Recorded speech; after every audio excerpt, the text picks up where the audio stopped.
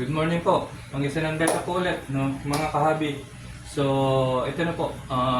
May latest update tayo dun sa ating Oscar breeding. So, medyo success tayo dun, no, sa ating Oscar breeding natin, no. So, after yung 6 try natin, so ito yung pinaka 7 try. So, hindi pa naman 100% success. So, meron tayong siguro 30 to 40% na success rate natin. So kasi marami pa rin nabugok dun sa itlog, pero meron po tayo napapisa. So sa ngayon is hindi pa sila free swim, kaya hindi ko pa mailipat, pero papakita ko po sa inyo. Siguro may mga 50 pieces din na fry siya, na okay siya. So and then yung angelfish natin, 100% na ito. Nakuha na natin yung technique natin sa angelfish breeding. So ang papisa natin is usually 100% po yan. From the time na tinanggal natin sa parents niya at inilagay natin dito, sineperate natin. Siguro may mga nabubugok na 5-10 pieces na egg. So, agad nating inaalis yan para hindi madama yung ibang eggs niya. And then, eventually, 3 to 4 days, pisa na po yan. Same din sa Oscar, 3 to 4 days. Basta mga egg layer po na isda natin, mga 3 to 4 days po yan. Panigurado, pisa na po sila. Pero ang ano kasi niyan is, maghintay lang tayo na maging pre-swim po sila. Pag sinabi natin pre-swim, is gumagalaw na sila side by side. Lumalangoy na sila side by side. Hindi po stationary sila.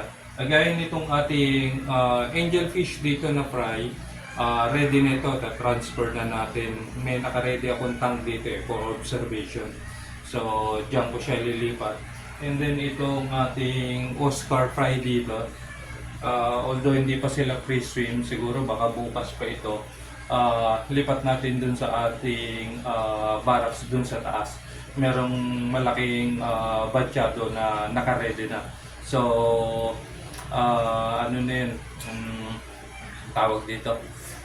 Matagal na yung tubig niya. Stock water na yun. And then, pinatubuan po na ng folding algae din yun.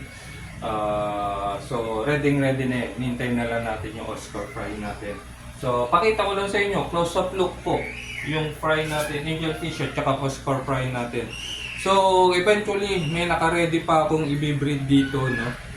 Itatry ko rin siyang i-breed yung ating Golden Severum. Yung Golden Severum, napatunayan ko na yan, hindi siya sterile. So, itatry ulit natin siya.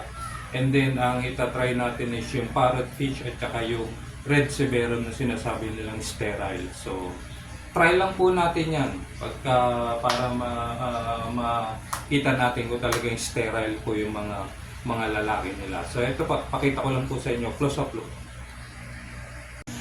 So ito po yung ating mga angelfish fry. Yan po, makita nyo.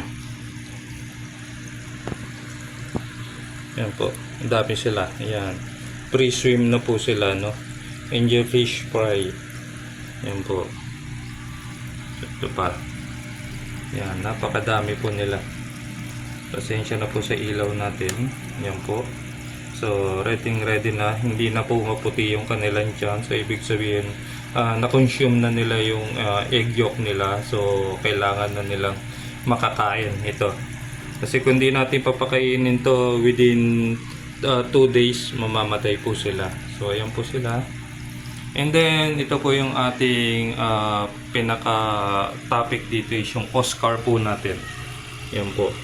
Yan po mga white dyan. Yan po, white. Mga Oscar po sila. Yan po. Ayan. Oscar po yan. Yan. Yan. Yan. Makita nyo, yun po. May lumalangoy. Yan. Yan nyo. Ayan. Gumagalaw po sila. So, yan na po yung ating mga Oscar fry. So, kita nyo po, puti pa po sila. So, ibig sabihin, meron pa sila mga egg yolks dyan sa katawan nila. So, okay lang na hindi pa sila pumain. So, ayan po. Tsaka inintay pa po natin sila maging pre-swim. Ayan po sila. Yan, stationary pa sila.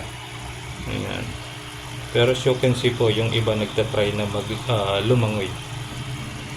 Yan po. Oscar fry po yan. Yan po. Kaya puti sila siguro is kasi yung Oscar natin is red albino. So, yan po sila. Yan. Medyo marami-rami na rin po so itong napisa natin. Hindi katulad dati.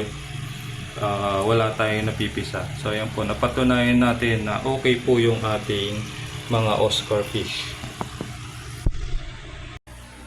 So ayan po, nakita nyo na po yung ating Oscar fry dito at saka yung ating angelfish fry. So ang susunod po nating update nyan is yung pagpapalaki natin, grow out nila kung magiging talaga successful po tayo sa pagpapalaki nila. So far angelfish, meron na po tayo, meron na ako mga siguro 30 pieces din na mga fry na medyo malalaki na, so kumakain na sila.